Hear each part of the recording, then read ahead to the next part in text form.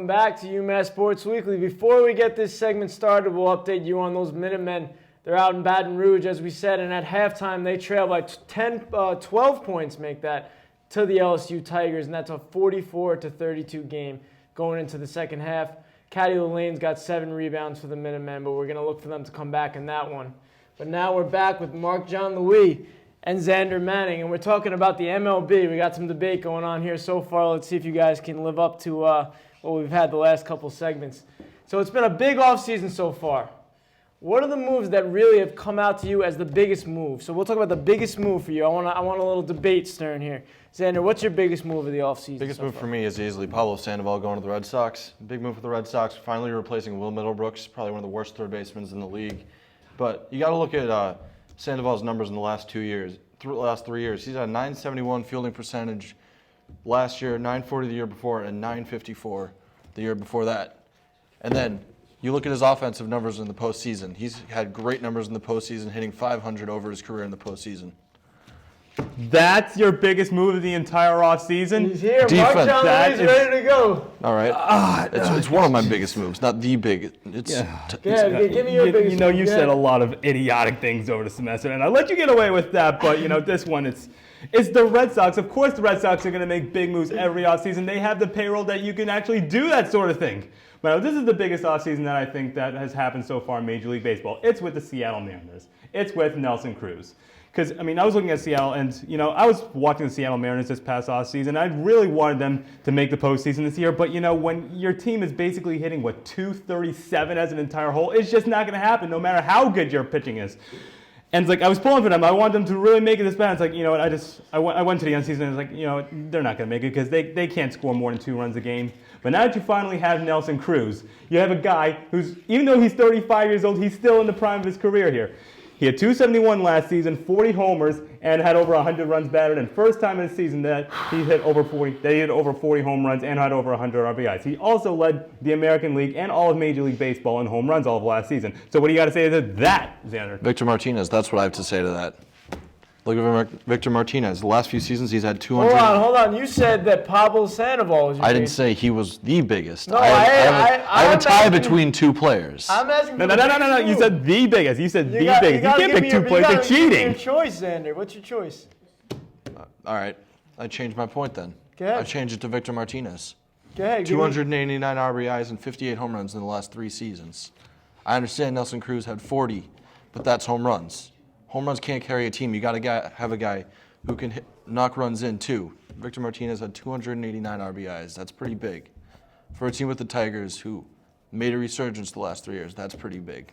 Well, the Tigers have a lot of guys in the middle of that lineup, and for the Seattle Mariners, who have pretty much the best pitching in the league, starting pitching, I'd say, one of the best teams in the league. I'm going to have to hand this one over this way. Nelson Cruz led the American League in home runs this season. Obviously, he's got a little steroids in his system, but hopefully he clears out on that. I'm going to go 1-0 Marc on this one, and we're going to go to question number 2. You want to add something? No, I was just saying because, I think I deserve that point. I would be very mad if you didn't give me a because this is a guy that can't even make up his own mind. You got to make up your mind here. Happy birthday. You got to make up your mind here. So number 2, as a general manager for any team, who would you see as the best player to target, and that's still left on the board? We already talked about some of the moves that have been made so far, but we're talking about the best that's still on the board. So go ahead. When it comes to the best player that's on the board, aside from pitches, you got to really love a guy like Nick Markakis and what he brings to the table. Nick Markakis, he's a consistent player every single year in, year out. He's a guy that's going to at least get you at least a 285 batting average every single season, close to 20 home runs and close to 85 runs batted in. He's a guy that's almost never injured. I can't remember the last time that Nick Markakis was ever on the disabled list. And also mention he also has 2 Gold Gloves awards, especially one of the best defensive right fielders in the game as we speak right now, won a Gold Glove this past season. So what do you got to say to that one, Zander? I'm sorry, what did you say his batting average was? 285. 285. Your point? You want 300. You don't want 285. It's hard to come by these days. It really is hard to come by. I don't disagree with you about who's left for the offensive market, but definitely the best guy on the market total is John Lester. I don't think there's any question on my mind here. Look at Lester's numbers. He's got a 116-67 record throughout his career, 3.58 ERA, and that's just total. Look at his numbers in the postseason too.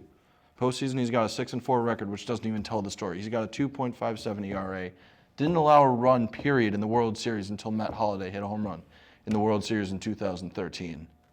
In his entire career, in three career starts. I'm sorry, what did you say was the ERA was in? What, 3.58?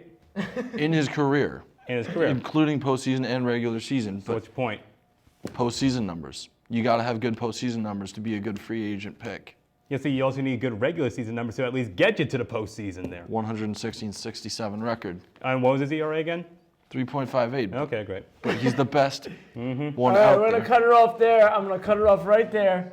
I'm going to have to throw this one. I respect Nick Markakis as a player. I really do.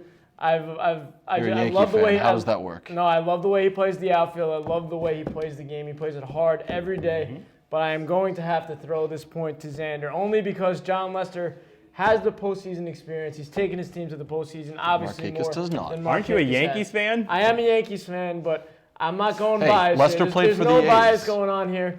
We're going for the right answer. I'm and taking the right 2 answer points. is- I'm taking 2 points away from your total just right there. the Taking 2 points away. You're at the negative right 2. answer I is don't- Zander. You put up a great argument. Markakis is one of my favorite players, to be honest with you. I know I'm a Yankees That's fan, bull. but the Orioles have not given us any trouble in the past 20 years besides this past year. And Derek Jeter got the last laugh in his last game, so that was good for me. But number 3, we got a 1-1 tie again. It's been all 1-1 ties, and that is not by chance. I'm going fair here, guys. Don't worry. I don't The believe AL you. West is almost like the AL East of the early 2010 and early 2000 seasons, as you guys have said. But the NL Central has no clear winner. Who do you see taking this division this year? NL ahead, Central Zach. or the AL West? Well, you guys went with the AL West and the NL Central. We'll go with the what division do you want to talk about? I definitely love the AL West here. You What just division like do you the wanna talk AL about? We're West, going to talk about too. the AL We'll West, talk- okay? Because you it's guys fair are a little playing iffy out ground. there. We're going to talk about the AL West. This is obviously a great division. We've seen some moves made in this division already this offseason. So I'm going to start it off with Zander here. I gave him the last point. Who's your winner in the AL West? I give it to the Mariners this year. Mariners, they have great pitching. And like you said in the beginning, Nelson Cruz is definitely going to bolster that offense. I agree with you on that one now. Cruz has 91 home runs in his last 3 seasons, totaling up to also 274 RBIs. On top of that, they got a guy like... for Nelson Cruz. You Because can't he's just switch gonna- for Nelson Cruz and against Nelson Cruz like that. You got to pick It's a side division. here. This is the division No, you argument, got not a it. player Keep argument. Go on, Keep go going. on. Just go on. Then you got Kyle Seager. Kyle Seager is really coming out as one of the best third basemen in the game, getting clutch home runs when he needs to, winning games for them. And then Robbie Cano. You can't argue with anything with Robbie Cano. He's overall one of the best second basemen, both defensively and offensively. How many home runs did he hit this past season? This past season, he needed a season to adjust to Seattle. Uh-huh. Simple as that. Adjustment period. Adrian Gonzalez showed that with the Red Sox. He's showing it in Seattle. And then look at Austin Jackson backing up that outfield as well. A lot of people forget that he's on that Everyone team, so forgets that's about Austin Jackson, and then everyone's got to look at the pitching here. Pitching's always one of their strong suits. Yeah, I get that. I completely get that. But you just basically named the entire Seattle Mariners roster right there. So basically, what do you want basically going down the stretch in September on your roster? Do you want Felix Hernandez? You want a guy like Justin Smoke? You want a guy like Justin Ackley? Justin Smoke is gone. Yeah, exactly. You see, He here's plays the for the thing. Blue Jays. Or do you want, do Completely you want irrelevant. Jared Weaver, Albert Pujols, Howie Kendrick, David Freese, Josh Hamilton, Mike Trout, Cole Calhoun? He's banging it. And I named the whole... Here's the thing: any of those players that you just mentioned, they can't step up to the level of all those players that I just mentioned. Are you And kidding me? You're telling me that I named the whole roster. Then You I'll- basically named their whole lineup. And also not to Let him talk. And not to Cole mention, Calhoun. here's the thing: what's going to win you games down the stretch? It's the bullpen. Yes, I understand that Seattle has Iwakuma there, but look at They what have Fernando Rodney. and Fernando Rodney. But also look at what the Anaheim Angels have. They have Houston Street, one of the best closers in the game, even Old. till today. He's only, 30, 31 years old. You also have Joe Smith. He had a 1.81 ERA last season. And then you also got Chance. Kevin Jepson, Mike Morin, and Fernando Salas. All of them had an ERA of under 3 last season. So you can just recycle through any of those pitchers any day of the week, and they're still gonna Yes, shut but it down. every time those guys have done well, their bullpen has done well, their offense hasn't been very And how existent. many games has the Anaheim Angels won this season? I don't know the exact number. It was somewhere in the 90, 90s. like 98, 99 games this season. So you're going to tell me that even when the bullpen's actually holding it down, you're going to tell me that the offense can't pick them up? Are you kidding me? Well, let's look at the schedule, too. It was probably going to be a very tough schedule with them coming off a good season like that. Here's the thing. It's just that you can't expect the Mariners to go from worst in Major League Baseball. They were at the bottom of the category for every single offensive category. You can't just expect Nelson Cruz to bring that entire offense from bottom to the top. It's just not going to happen with just one play. I'm cutting it off. I'm cutting it off right there. You guys Thank you. said your piece. You guys both got your words in. You guys are out of your minds because the best team in that division is absolutely the Oakland A's. It's been proven. I know they had a bad end to last season. They pick up Billy Butler there. Nobody said them. I don't know why. But just wait. I'm going to make my decision. The decision. Drum roll, please. I don't know.